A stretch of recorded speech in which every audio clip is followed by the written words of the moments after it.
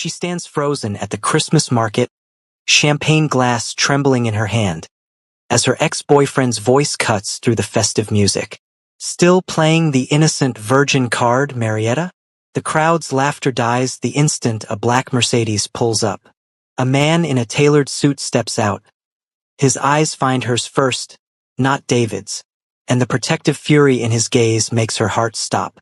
Inside the Mercedes, 3 men wear identical silver pins, the mark nobody in this city dares to acknowledge. What David doesn't know is that Marietta stopped being naive the day she held a dying man's hand and whispered translations that saved his brother's life. But that's just the beginning. The Mafia boss approaching isn't just protecting an asset.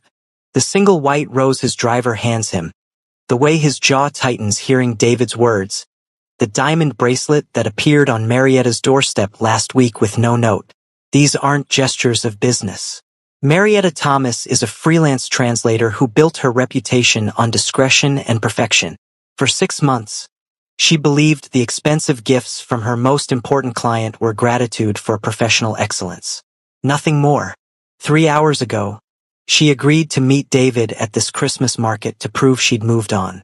What she doesn't know is that someone else has spent 6 months trying to find the courage to tell her she'll never have to move on alone again. The white roses delivered every Friday. The secure apartment 3 floors below his penthouse. The cafe owner paid to make sure she always feels welcome. The 183 days of surveillance footage showing his car in the background, watching from a distance. All of it was love disguised as protection. What happens next will reveal not just an empire she's been protecting, but a heart she unknowingly captured. But before I show you what happened when love and power collided in the middle of a Christmas market, you need to understand how a mafia boss who never showed weakness fell for the woman who saw him at his most vulnerable. Because this love story didn't start with this confrontation. It started 6 months earlier, in a hospital waiting room at 2 a.m., when Marietta held the hand of a bleeding stranger and said 5 words in Korean that changed everything. Your brother will survive this. The man who never cried wept. And she pretended not to notice. To understand how Marietta Thomas discovered she'd been loved for 6 months without knowing it, we need to go back to 3 days before the Christmas market. Back to when her life still made perfect sense. Marietta's apartment in Gangnam sits on the 14th floor of a building she could barely afford 2 years ago. Now, the rent doesn't even make her blink. Freelance translation pays well when you're good. Pays exceptionally well when you're discreet. And Marietta Thomas built her entire reputation on 2 things. Flawless Korean to English medical translation, and the ability to stand in emergency rooms at 2 a.m. without asking questions that don't concern her. What Marietta didn't know was that one of those powerful men had been asking questions about her for months. Personal questions. Questions that had nothing to do with translation accuracy. Her clients are doctors, pharmaceutical companies, and one private consulting firm that pays triple her rate and always requests her personally. She assumed it was because she never flinched, never gossiped, never made the powerful men she translated for feel uncomfortable about the blood on their hands or the desperation in their voices. Every Friday for 6 months, white roses appeared at her door. No card, no signature. She told herself they were from the building management, some luxury service she didn't remember signing up for. The diamond bracelet that appeared last week? A client gift. Excessive, sure, but wealthy people gave excessive gifts. That's just how they operated. David's text came on a Tuesday evening while she was reviewing a medical contract. Coffee? I want to prove we can be adults about this. She stared at the message for 10 minutes. 3 years of her life ended 8 months ago with his voice still echoing in her head. You're too boring, Marietta. Too innocent. You live in a fantasy world where everyone's nice and nothing bad ever happens. It's exhausting. Now Marietta thought David wanted closure. Maybe even to apologize. But here's what she didn't discover until the Mercedes pulled up at the Christmas market. David had been following her for 3 weeks. His new girlfriend worked for a rival organization, and they'd been trying to confirm one specific piece of intelligence, whether Park Minjun's most trusted translator was just an employee or something much more valuable. something that could be used as leverage, something that could make the untouchable man vulnerable. The surveillance photos in David's apartment showed Marietta leaving her building, entering her favorite cafe, walking through Gangnam at night. What David didn't know was that in the background of 5 of those photos, barely visible, was a black Mercedes. And inside that Mercedes, Park Min-joon sat watching the same woman, making sure she got home safely. He'd been doing it for 183 days. What Marietta didn't realize as she typed her response was that her Tuesday evening decision would set off a chain reaction Park's security team had been dreading for weeks. She responded to David's text, "Christmas market on Friday? The one in Gangnam-gu. 6 p.m. Neutral territory. Public. Safe." She hit send and went back to her contract review. What Marietta couldn't see, what she'd forgotten in the chaos of her normal life, was the night that changed everything. 6 months ago, 2 a.m., Seoul National Hospital Emergency Wing. She'd been called in for an emergency translation. Gunshot wound. Korean patient, English-speaking surgical team. She arrived in 15 minutes, still in her pajamas under a winter coat, and found a man collapsed in the waiting room. Not the patient's brother. Park Min-joon sat with his head in his hands, blood on his shirt, his entire body shaking. 42 years old, controlled every shadow in Seoul's underground, and he was falling apart in a hospital hallway because his younger brother was dying. Marietta didn't hesitate. She knelt beside him. "Your brother will survive this," she said in Korean. 5 words, clean and certain. He looked up at her. His face was wet. For the next 2 hours, she stayed. Whispered translations every time a doctor came out. Updates on vitals, on surgery progress, on blood loss and stabilization. Her hand covered his. Not professionally, not carefully, just human touch when someone was breaking. When the doctor finally said, "He's stable," Park Min-joon wept. And he whispered, in broken, heavily accented English, the only English words Marietta ever heard him speak. "Thank you, thank you, thank you," over and over, like a prayer, like she'd saved not just his brother but his entire world. She pretended not to notice his tears, pretended not to feel how tightly he gripped her hand, pretended not to see the way he looked at her when his brother's heartbeat steadied on the monitor. Like she was a miracle. Marietta left that night thinking she'd done a good deed for a desperate stranger. She had no idea she'd just met the man who would spend the next 6 months falling completely, hopelessly in love with her. Friday evening at the Christmas market, Marietta stood with her champagne glass, trying to remember why she'd agreed to see David again. The festive lights felt too bright. The crowd pressed too close. Then David's voice cut through everything. "Still playing the innocent virgin card, Marietta?" The crowd laughed. Blood rushed in her ears. And then a hand, warm, steady, pressing against the small of her back. Not possessive, protective. The touch triggered something. A memory, not just a memory, but multiple memories. That conference 3 months ago when she delivered translated contracts. Park's hand had steadied her elbow when the room got crowded. She'd thought it was accidental.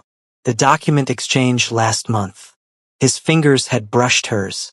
She'd dismissed it as careless. Every meeting where he somehow ended up standing between her and strangers. Where his body became a wall, casual but deliberate. The muscle memory flooded back. This touch, Park's hand on her back. She knew this touch. Her body had been learning it for months without her brain catching on. She turned. Park Min-joon stood behind her in a tailored black suit, his jaw tight, his eyes fixed on David with an expression that made the air feel dangerous. But when his gaze shifted to her, just for a second, everything in that look was gentle. And Marietta realized with sudden, shocking clarity. Every accidental touch had been him, learning her, protecting her, wanting to be close in the only way he thought he could. When Park's hand pressed more firmly against her back, she didn't pull away. She leaned into it, and everything David was about to say next would force both of them to stop pretending. Park Min-joon doesn't look at David when he steps forward. His entire focus is on Marietta. The Christmas market crowd goes silent. Not the comfortable silence of people watching street performers. The tense, breathless silence of people who recognize danger even when they can't name it. David's smirk falters. Who the hell? Step back from her. Park's voice is quiet, polite even, but there's something in it that makes three people in the crowd instinctively move away. Marietta feels Park's hand still pressed against her back. And for the first time in 6 months of professional interactions, she notices something she's never seen before. His hand is shaking, barely. A tremor so slight she wouldn't catch it if she weren't paying attention. A man who controls Seoul's underground is nervous. Because of her. David laughs. It sounds forced. Look, buddy, I don't know who you think you are, but this is a private conversation. It stopped being private when you raised your voice at her. Park's jaw tightens. When you humiliated her in front of strangers. Behind Park, 3 men in dark suits stand near the Mercedes, each wearing a silver pin on their lapel. The mark of Park's inner circle. The symbol everyone in Gangnam knows but nobody acknowledges. One of them, the youngest, with a scar above his left eyebrow, catches Marietta's eye and smiles. Not threatening, almost fond, like he's watching something he's been waiting to see for a long time. Now Marietta thought this was about her professional work. That Park was protecting a valuable translator, an asset. But here's what she didn't discover until much later that night. When Park's security chief pulled her aside, every single one of Park's men had been briefed on her favorite coffee order, her schedule, the route she walked home. They'd been watching over her for 6 months, and every one of them knew why. Their boss was in love, and they'd been watching him try to hide it, watching him become gentler, quieter, more careful with his words whenever she was near. The youngest guard had won the betting pool 3 months ago when he correctly predicted Park would give her his mother's bracelet before New Year's. But I'm getting ahead of myself. Standing in the Christmas market, Marietta had no idea what his men already knew. Park turns slightly, addressing the crowd but keeping his body angled toward Marietta. Protective. Always protective. Some of you know me, he says in Korean, then switches to English. Some of you know what I do. My translator has a code name in my organization. We call her Cypher. His voice is professional, detached. The voice of a man discussing business arrangements. Then he says her real name, Marietta.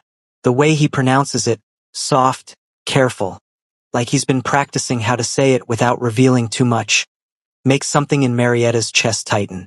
There's tenderness in those 2 syllables, a gentleness that doesn't match the rest of his words. His men exchange glances. The youngest one actually grins. They knew. All of them knew. Everyone knew but her. She is under my protection. Park continues, his voice hardening again. She has been for 6 months. Anyone who disrespects her disrespects me. David's face drains of color. Look, I didn't know. You didn't need to know. Park's tone could cut glass. You needed to be a decent human being. You failed. Marietta watches David process this. Watch him do the math, translator, protection, 6 months. She can see the moment he decides this is just business. That she's just an employee Park values. He doesn't see what she's starting to see. Doesn't notice how Park positions himself between her and the crowd. How his hand on her back isn't possessive but gentle. Like he's asking permission just by touching her. How he keeps glancing at her. Checking if she's okay. If she wants him to stop. If this is too much. This isn't protection. This is personal.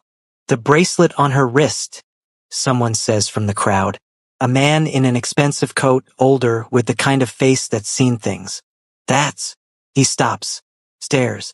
The man takes a step back. Others in the crowd notice. The whispers start in Korean, spreading like wildfire. That's Park's mother's bracelet. The one he refused to sell. Even when the organization was bankrupt, he wouldn't. He swore he'd only give it to. The crowd's reaction tells Marietta what she hadn't understood. This isn't just expensive jewelry. This is a declaration. Park's mother wore this bracelet until her death 15 years ago. It's been in a vault since then. Park rebuilt his entire empire from nothing, and there were years when selling this bracelet could have saved him. Could have paid debts, bought safety, secured territory. He kept it and waited for her. Marietta stares at the diamonds on her wrist. The bracelet she thought was a generous client gift. The bracelet that appeared on her doorstep last week with no note, no explanation. Park's voice is quiet, meant only for her. It looks better on you than it ever did in a box. The way he says it, like he's been imagining this moment for months. Like seeing her where it makes something in him settle, breaks through every professional boundary she's built. Park, she whispers. This is, I know. He still won't look directly at her. Like if he does, he'll reveal too much. I know what it means. I knew when I left it for you. David is backing away now, finally understanding he's stumbled into something far more dangerous than an awkward conversation with an ex. He interrupted something that looks like business but feels like a proposal. I should go, David stammers. This was a mistake. I didn't mean. You did mean it. Park's attention snaps back to him. That's the problem. The tension in the air shifts. The guards behind Park move slightly, not threatening but ready. And Marietta realizes David isn't leaving this market until Park decides he can leave. But what happens next will reveal not just how much power Park has in this city, but how much control he's willing to give up for the woman who saved his brother's life and captured his heart without even trying.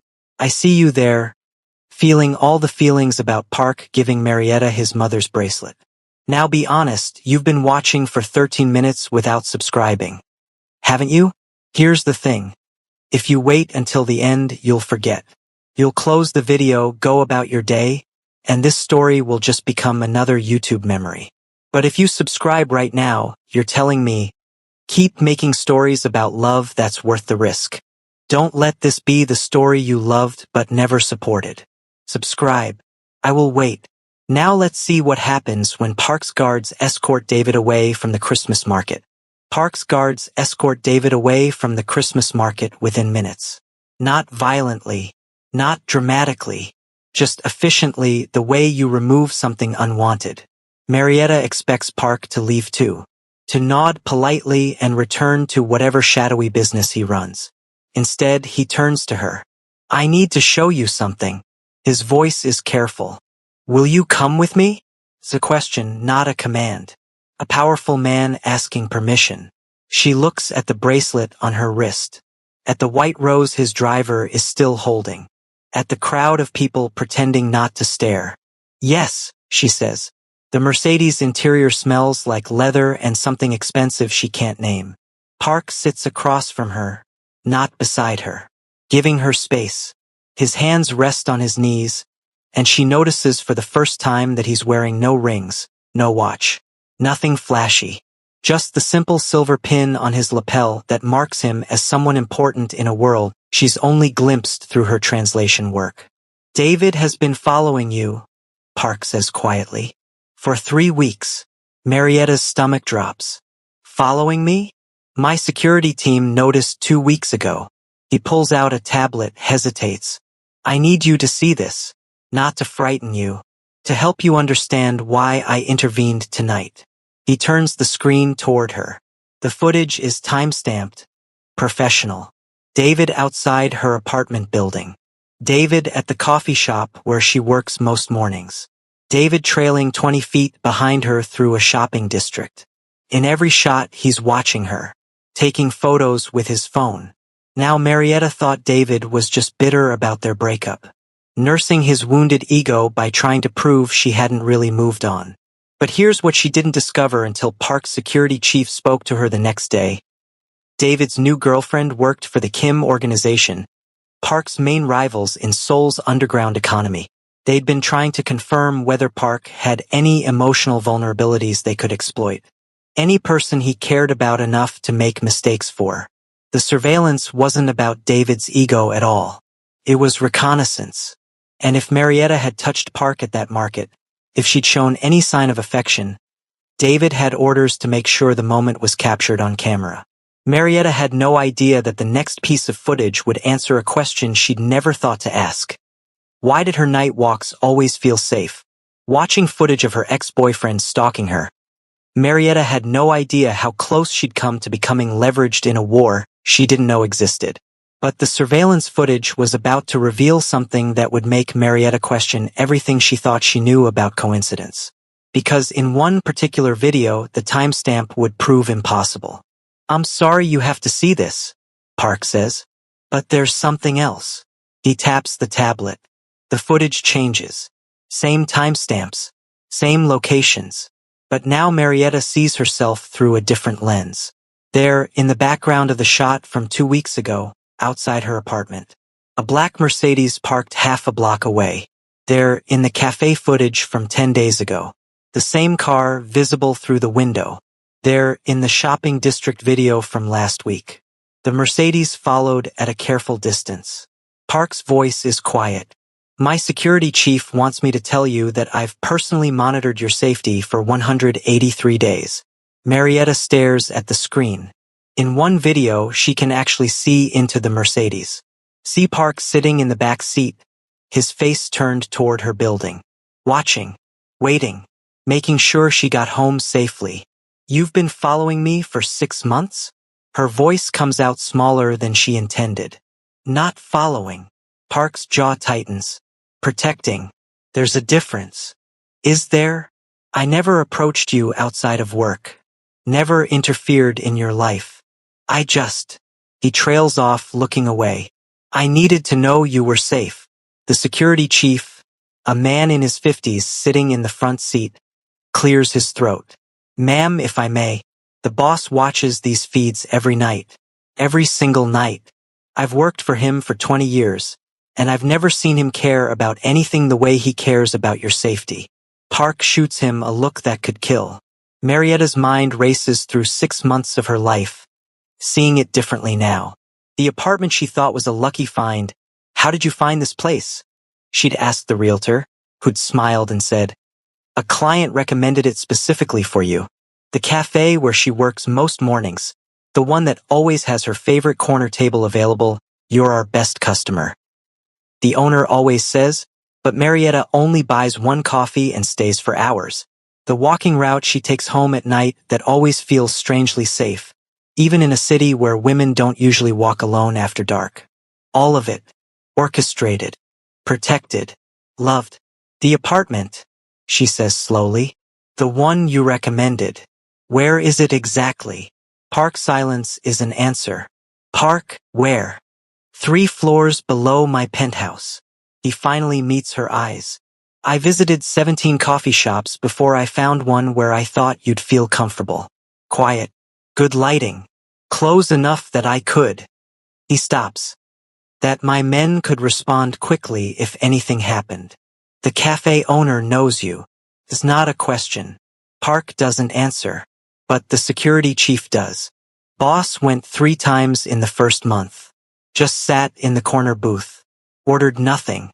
Watched you work." The owner tried to take his order, and the boss gave him a $100 tip and one request.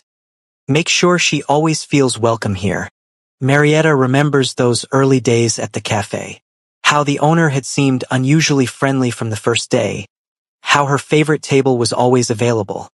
How he'd started knowing her coffee order before she said it. 3 times, she whispers. "I couldn't stay away."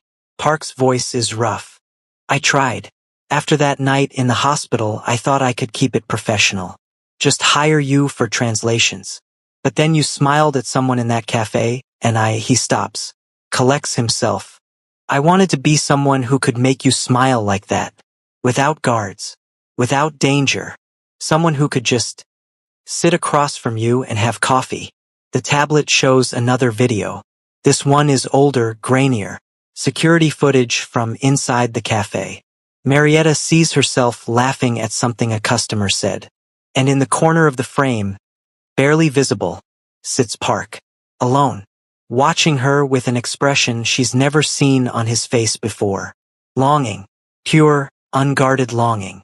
"I wanted to tell you," Park says quietly. Every day for 6 months I wanted to tell you, but He doesn't finish. Doesn't need to. A flashback plays on the tablet, recent footage from what looks like a hospital room. Park sits beside a hospital bed where a younger man lies recovering. His brother. Just tell her. His brother says in Korean.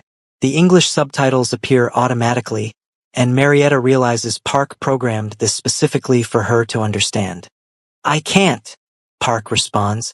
A man in my position. She deserves someone who can take her to dinner without a security team. Someone whose love won't put her in danger. Hyung. His brother's voice is gentle. She held your hand when you were covered in my blood. She didn't flinch. Maybe you're not giving her enough credit. Maybe I'm not willing to risk her life to find out. The video ends. Marietta sits in the Mercedes, surrounded by evidence of 6 months of silent devotion. Every safety measure wasn't security. It was love. Love too afraid to speak its name. Love that protected from a distance because coming closer felt too dangerous. And sitting across from her is the man who orchestrated it all. Looking at her like he's waiting for a verdict he's sure will be rejection. But what she's about to say next will change everything. Because the question isn't whether Park's love is dangerous. The question is whether Marietta is brave enough to love him back. The Mercedes doesn't take them back to the Christmas market. Park tells his driver to find somewhere quiet, somewhere private. They end up in a parking garage, expensive, empty, the kind of place where powerful people meet when they don't want to be seen. Park steps out of the car first. His guards stay behind, giving them space. He removes his gloves slowly, and Marietta notices his hands are shaking. Just slightly. The kind of tremor you'd miss if you weren't watching for it. I need to tell you something, he says. And after I do, you'll have a choice to make. Marietta's heart pounds. The bracelet on her wrist suddenly feels heavy. 6 months ago, you saved my brother's life. But you did something else that night too. Park won't look at her. He stares at his hands instead, at the gloves he's holding. You saw me at my absolute worst, covered in blood, falling apart, and you didn't flinch. You didn't judge. You just stayed. Park, let me finish, please. His voice cracks. Because if I don't say this now, I never will. The parking garage is silent except for the distant hum of traffic. Christmas lights from the city reflect off the concrete walls, turning everything gold and red. I can offer you safety, Park continues. A new identity. Enough money to start anywhere in the world. New York, London, Tokyo. Anywhere you want to go. Far away from me and everything I represent. He pauses, takes a breath. Or you can stay. Now Marietta thought this was about witness protection. About keeping her safe from whatever danger David's surveillance had created. But here's what she didn't understand until Park's next words shattered every professional boundary between them. This wasn't about safety protocols or organizational damage control. This was a man who'd spent 6 months building a life around her from a distance, trying to give her everything he thought she deserved, and now realizing he had to offer her the one thing he'd never planned to give, the truth about why he couldn't let her go. In his penthouse apartment, there's a drawer filled with unsent letters. 183 of them. One for every day he watched her from his car, watched her smile at cafe customers, watched her live her life completely unaware that someone loved her enough to let her stay unaware. But I'm getting ahead of myself. Standing in that parking garage, Marietta had no idea those letters existed. Before you choose, Park says, and his voice breaks completely now, I need you to know, I haven't been protecting an asset. I've been protecting the woman I love. I have been since the night you held my hand and didn't flinch at the blood. You know what Park did for 183 days? He showed up. Every single night, he watched those security feeds to make sure Marietta was safe. He showed up even when she didn't know he existed. I'm asking you to show up for me the same way. Subscribe, because creators like me pour our hearts into stories like this, and the only way we survive is if you hit that button. Don't just consume the story. Support it and subscribe now. The words hang in the air between them. Marietta can't breathe. Can't think. The parking garage spins slightly. The gifts. Park continues quietly. The apartment, the cafe, the roses every Friday, those weren't business gestures. They were a man trying to be close to you in the only way he knew how. A man who wanted to take you to dinner but couldn't without bringing 6 guards. A man who wanted to bring you flowers personally but was afraid his world would destroy yours. You're a mafia boss, Marietta whispers. I'm a translator who helps injured strangers. We're not. I know. Park finally looks at her. His eyes are wet. I know what I am. But you're not just a translator, Marietta. You're the woman who saw me at my worst and showed me kindness. You're the reason I started those legitimate businesses. The shipping company, the tech investments. I needed something legal, something clean, because I kept imagining a future where maybe he stops, shakes his head. You're the reason I want to be better. Marietta's mind races. Every romance novel she's ever read warned her about dangerous men. Red flags, love bombing, control disguised as protection. But none of those books prepared her for this. For a dangerous man trying desperately to be gentle. For someone who spent 183 days watching her from a distance because coming closer felt like putting her in danger. For love that looked like letting go even when holding on was all he wanted. I can't promise you a normal life, Park says. I can't promise Sunday morning coffee shops without security. I can't promise that my enemies won't try to use you against me. But I can promise. A phone buzzes. Sharp. Urgent.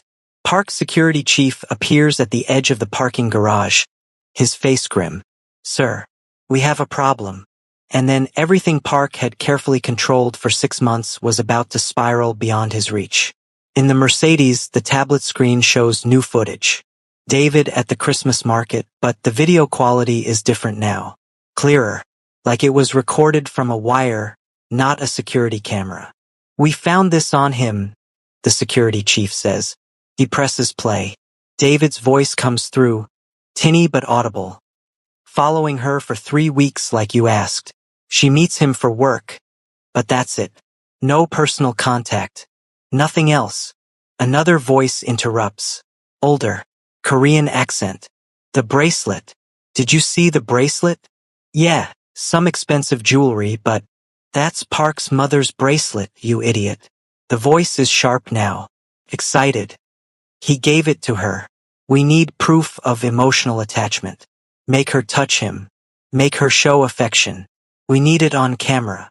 Silence on the recording. Then David. And if she does? Then we finally have leverage. The untouchable Park Min-joon has a weakness.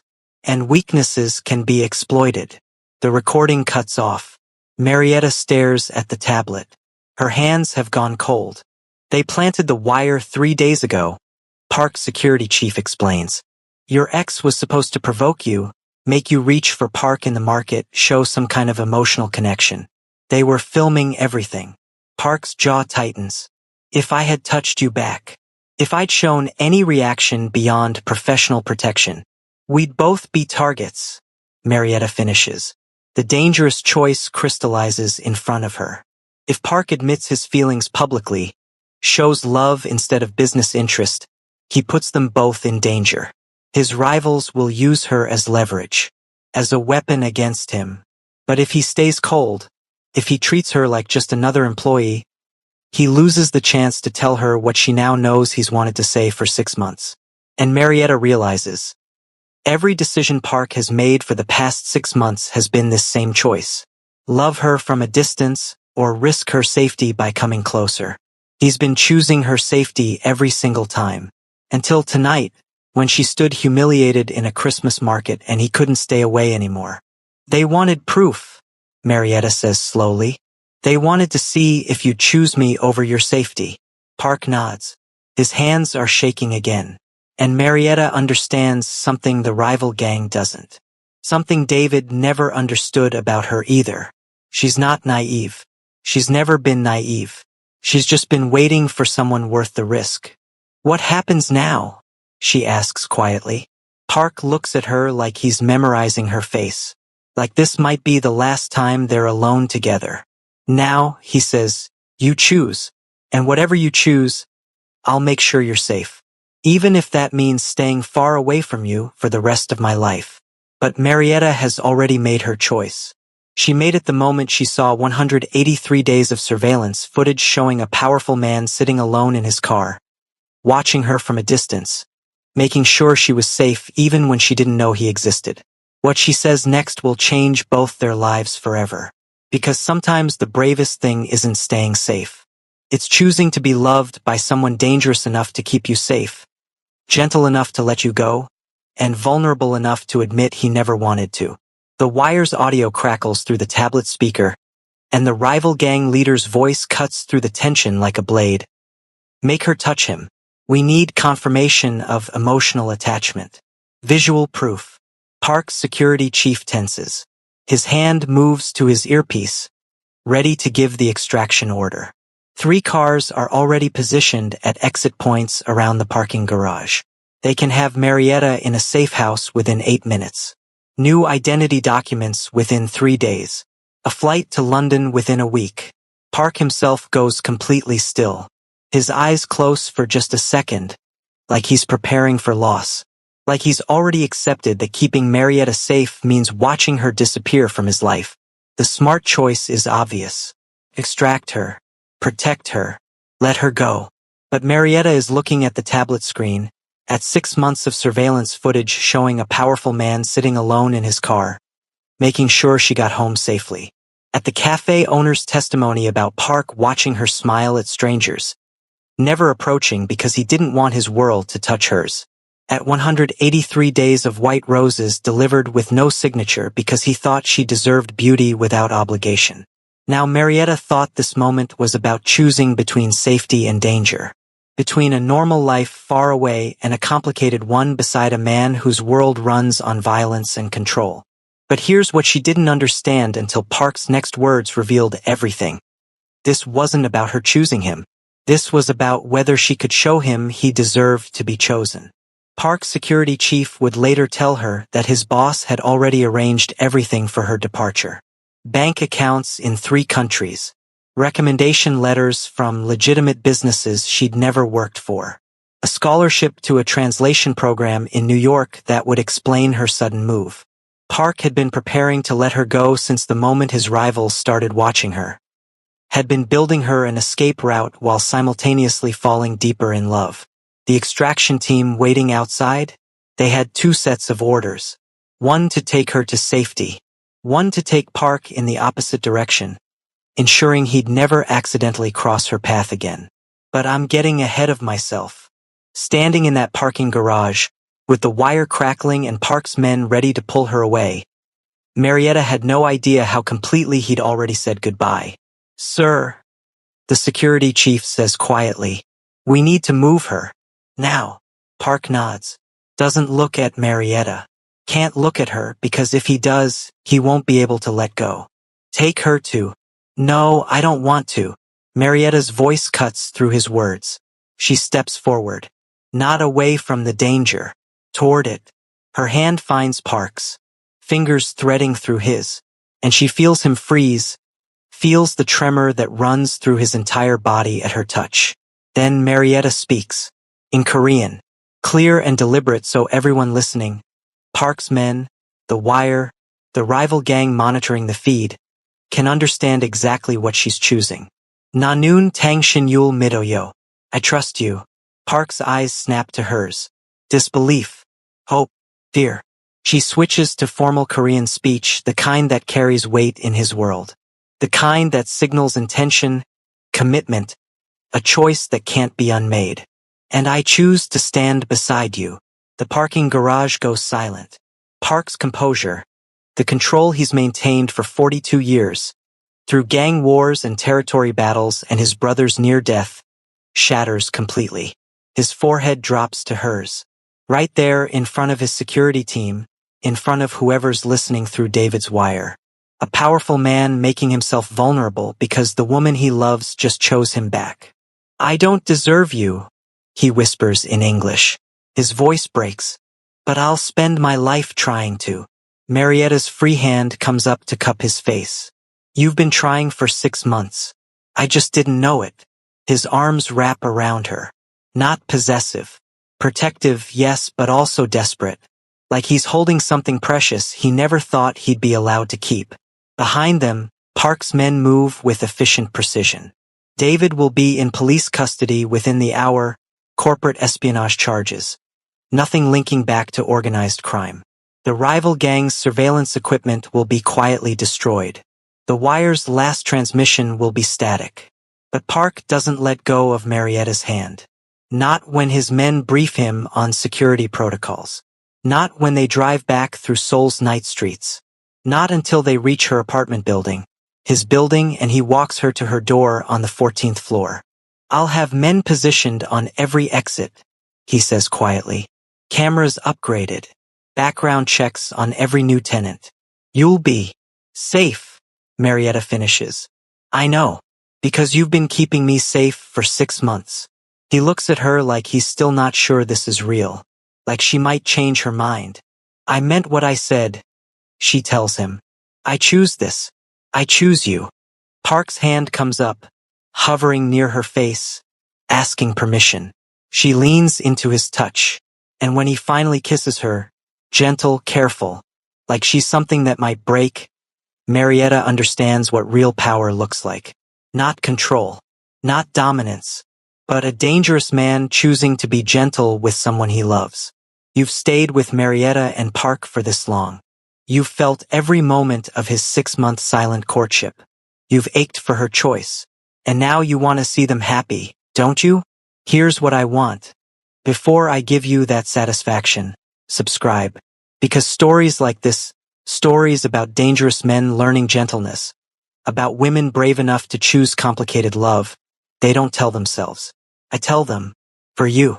But only if you subscribe. Don't let this be the last one you see. Subscribe now, then let's see their happy ending together. 6 weeks later, Marietta sits in her corner office on the 42nd floor of Park Enterprises' main building. Director of International Communications. The business card still feels surreal. The engagement ring on her finger is modest by his standards. A single diamond, elegant but practical. Something she can wear while working, while typing, while living her life. He'd wanted to give her something extravagant. She'd asked for something that wouldn't get in the way. He'd smiled and said, whatever you want. Through the glass wall, she can see Park in the hallway outside a board meeting. He's talking with executives, all business. But his eyes keep drifting to her office. Checking, making sure she's okay. When the meeting ends, he appears in her doorway. Doesn't enter without permission. May I come in? Marietta looks up from her laptop, smiling. It's your company. It's your office. He steps inside anyway, closing the door. How was the video conference with the London team? Perfect. The translation software you commissioned works better than I expected. Park moves to her desk, but stops a careful distance away. I brought you tea. He always brings her tea at 4 o'clock. Never coffee. He remembered from that first cafe observation that she switches to tea in the afternoon. Thank you. She takes the cup and their fingers brush. 6 weeks of dating, and he still treats every touch like a privilege. He sits in the chair across from her desk, not beside her, asking permission with distance. May I sit closer? His voice is quiet. Marietta's smile softens. She moves to the small sofa near the window, and he follows. Sits beside her, but doesn't touch her until she leans against him. May I hold you? Park. She turns to face him. You ask me this every time, and I will until the day I die. His arms wrap around her carefully. You gave me permission to love you, but I'll never assume permission to touch you. He means it. This man who controls half of Seoul's underground, who can make people disappear with a phone call, asks her permission before every kiss, every embrace, every moment of closeness. Marietta cups his face, bringing his forehead to hers the way he did that night in the parking garage. May I kiss you? He whispers. Instead of answering, she closes the distance. The kiss is tender, patient, full of promises they're still learning how to keep. His hand tangles in her hair. Her arms wrap around his neck.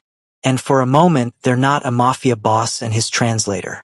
They're just two people who found each other in a hospital at 2 in the morning and spent 6 months learning how to be brave enough to love. When they finally break apart, Park's thumb brushes her cheek. "I love you," he says in Korean. "I know." She responds in the same language. "You've been showing me for 6 months. I'm just finally catching up." That night, 3 floors apart, Marietta's phone buzzes. Park's text, "Are you safe? Do you need anything?" She smiles, typing back, "I'm safe. Because of you. I've been safe for 183 days. His response comes immediately, 184 now, and every day after. On the news, a brief report mentions David Morrison's arrest for corporate espionage. Nothing about gangs or wires or Christmas markets. Just a clean story that won't touch her life. Marietta turns off the TV and looks at the white roses on her coffee table. Delivered this morning, as they are every Friday. But this week they came with a card. In Park's careful handwriting, "May I continue sending these? MJ." Even the flowers ask permission. She picks up her phone and texts, "Yes, always yes." 3 floors up, Park reads her message and allows himself to smile. The kind of smile his security team has only seen since that night at the Christmas market when an innocent woman chose to love a dangerous man. Because real power isn't control. Real power is a man who runs an empire but asks permission to hold the woman he loves. Real power is an innocent woman who sees the good in a complicated soul and chooses to stand beside him anyway. And sometimes, the bravest love stories don't start with safety. They start at 2 in the morning in a hospital, with a stranger's hand in yours and 5 words in a language that isn't your own. Your brother will survive this. Park never forgot those words, and Marietta never regretted saying them.